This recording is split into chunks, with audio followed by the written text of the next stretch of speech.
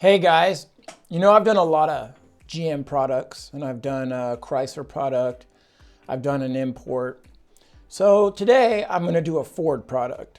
My father-in-law has a 95 Lincoln Towncar, and I think that today we're going to look at that car. I've worked on it a whole lot and I've driven it, so I can give you my take on it as it aged. All right, let's begin.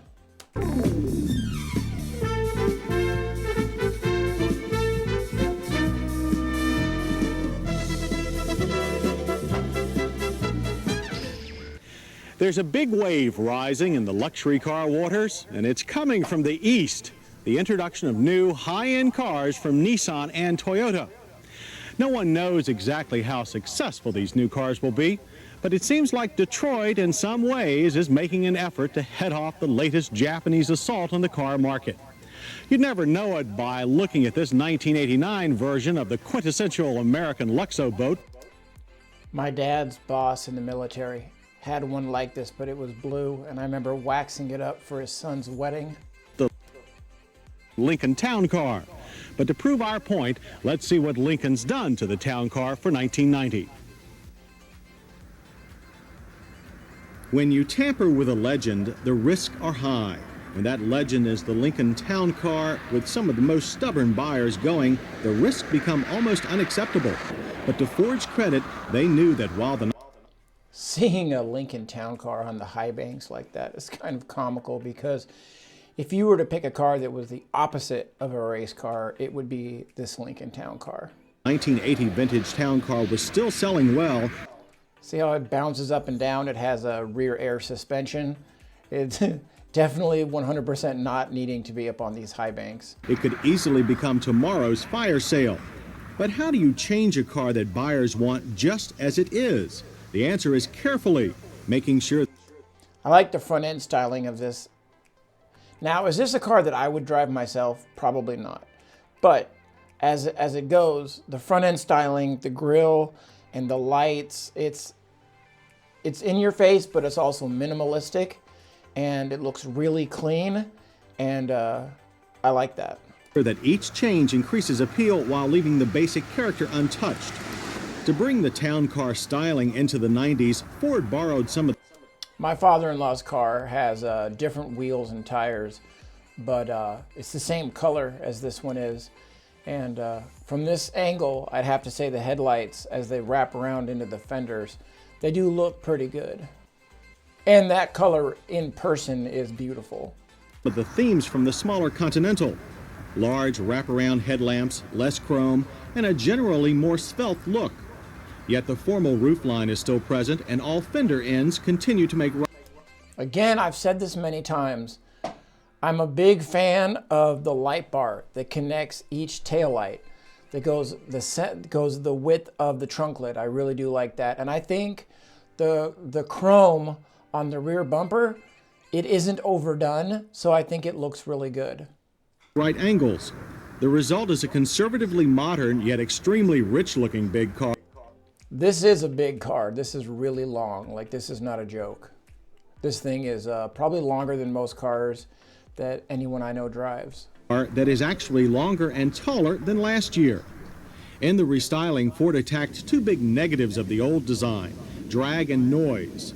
Extensive wind tunnel shaping and such details as flush door handles and glass resulted in 20% less wind resistance. Doors that wrap into the roof, new seals, better insulation, and special Michelin tires were added to cure both wind and road noise. The result is a town car that is even more an effortless and luxurious highway cruiser.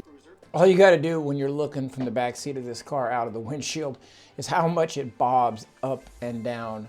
And that's just one of the things that these big Lincolns and Cadillacs did years ago, was they just floated.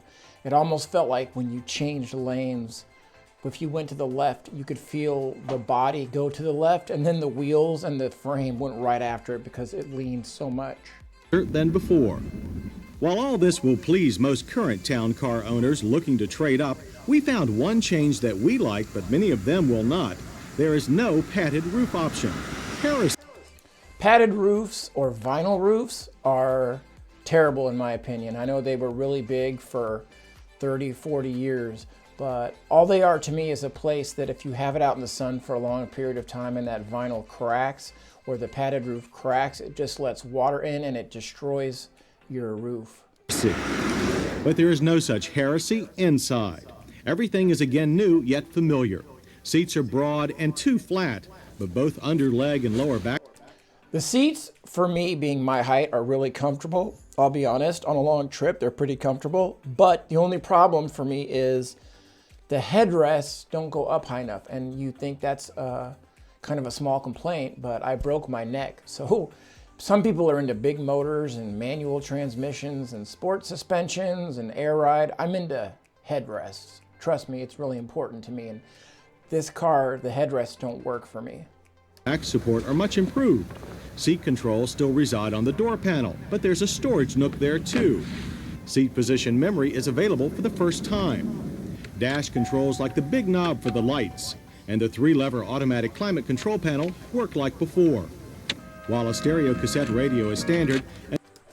My father-in-law's car, the radio had a problem. Now remember, his is a 95. So, you know, think about how old a car is if it was a 95. The radio would stay on and they couldn't turn it off. So I went to the salvage yard and I picked up a radio from a Lincoln that was pretty well cared for, you could tell, and just had a bad transmission. And I brought it home and installed it, and it works just fine. An upgraded JBL unit and integrated compact disc player are available. Okay. Electronic gauges are now standard but more comprehensive. For aging eyesights, left side engine readouts are large, with a trip computer on the right. I'm not really a big fan of digital gauge clusters, but it's a pretty nice looking gauge cluster. It doesn't show enough information to me. And while the big steering wheel still has cruise control buttons, now it also houses a standard driver's airbag. There is also an airbag for the right front passenger, yet Ford also managed to maintain a sizable glove box underneath. The fuel door release is now located on the dash. Both front and rear cabins benefit from increased hip and headroom. Let me tell you, the rear seat of this town car, it'd swallow up, it's of course 3 people across. You could swallow up 4 or 5 people in the back of this thing. I mean, it is huge. Increasing the town car's already generous 6-passenger space. Even the trunk is larger now by a full 10% with a more usable floor. A power trunk pull-down is another first-time option. Okay, I'm sure there's a reason why they did this power pull-down, but I've always thought that that was just a needless thing because it's just something else to break. How hard is it to close your trunk lid? Mechanically, the town car remains mostly as before, but again with improvements. While construction retains a separate body and frame, the rear suspension now includes air springs for load leveling. Ford also installed a new speed. The air suspension in the rear of the town car, my father-in-law had that replaced about 3 or 4 years ago during COVID. Speed-sensitive variable power steering unit. Combined with a change in front suspension geometry and rear sway bar, steering feel is improved and the car responds better to any change in direction. There is still lots of roll and tight fast. Watching that car go through the slalom, I think of some little old lady going to church, driving this as a race car. That would never happen. Corners, enough to provide a few more gray hairs. Yet overall handling response is more impressive and the chassis reaction is predictable and stable. Severe bumps are soaked up quickly and quietly. Come on, this bobbing up and down, that's hilarious. I mean, I don't care who you are, if you understand cars or not, but that up and down is just, it's hilarious.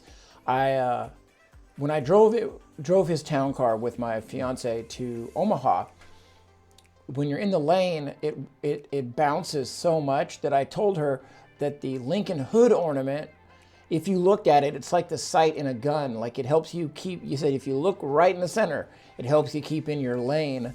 And that's just, to me, that was just a joke because it really does just bob. With less tendency to float, ride comfort is also better. Come on, that's insane. One thing we think Ford should have done on the new town car is make anti-lock brakes standard. However, concerns from fleet buyers about maintenance costs kept this worthy safety feature an option. This ABS-equipped prototype stopped in 132 feet from 60 miles per hour, a good result. ABS pedal pulsation is mild and less alarming than some others. when they hit the brakes, you saw all that nosedive and then it went back on the back wheels and kind of did this seesaw. I have to be honest, I know that there are people who enjoy cars like this, but the way they're testing it, it's just kind of comical. No one's taking a town car on a racetrack or doing emergency brake stops. I mean, that's just not what it's made for, and that's not what the people who bought it were doing. Systems we've tried. One area that Ford was not able to change at all on the 1990 Town Car is the engine. However, the smooth fuel-injected 5-liter V8 is just what Lincoln buyers want. Power output is 150 horses and 270 pound-feet of torque. Okay, as the 5-liter was a tried and true motor that had been out for a very long time in this iteration, my father-in-law had the later motor, which was the 4.6 modular motor, and I think that motor made like 220, so it was up like 70 horsepower. So his moves a lot better than this one did, but both motors are really good. Torque for the base and signature series cars, while the Cartier Design Series delivers ratings of 160 and 280 thanks to a lower restriction dual exhaust.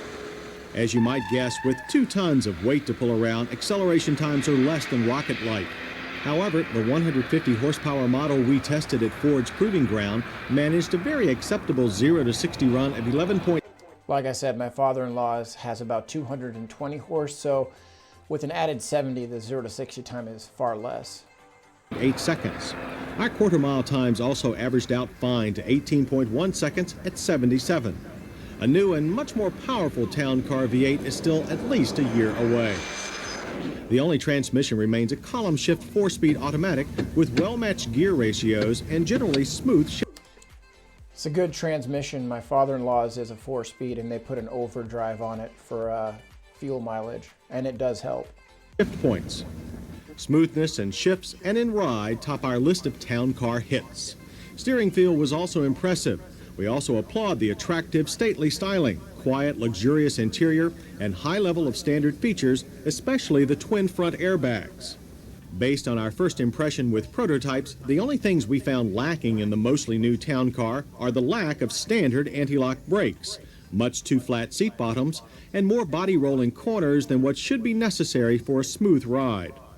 Since anti-lock brakes are available on all models, the Town Car makes a clean sweep of our safety check. The rear shoulder belts are also... Having dual airbags in the front at this time period was really good. There were a lot of automakers that were still using the seat belts that were motorized because they didn't have airbags yet. Above average in comfort. Comfort, after all, is what the Lincoln Town Car is all about. As for whether the changes made for 1990 should affect sales, we think yes. Those that may not have been completely sold on the Town Car before should find enough new to swiftly push them to the positive side. Plus, this was one of the last remaining 6-passenger sedans, meaning that you could put a person, because they had a seat belt, in the center of the front seats.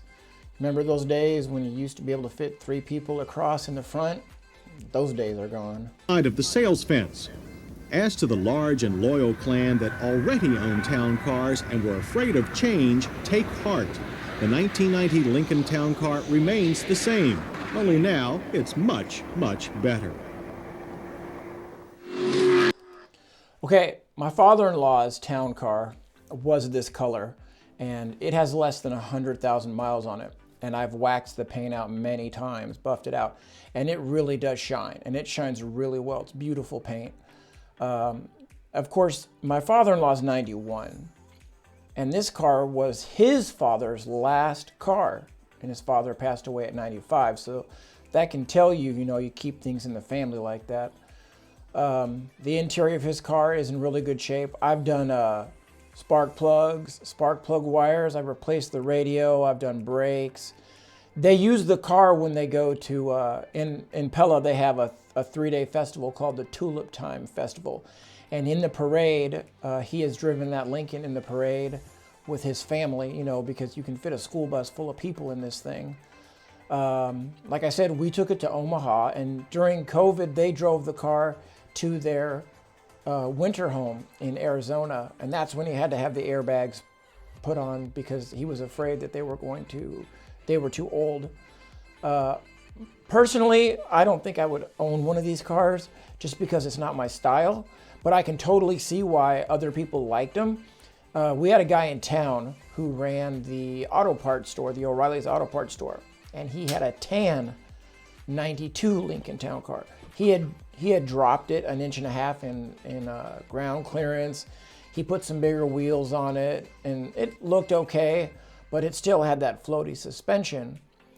So, well, if you have family that that drove a town car, and maybe you have memories of that as a kid in grandma and grandpa's car going for a ride, or if you have a town car today, if you like it, let me know. And again, if you have any cars that you would like me to look at, if I can find them on Motor Week, I will. All right, thanks a lot, guys.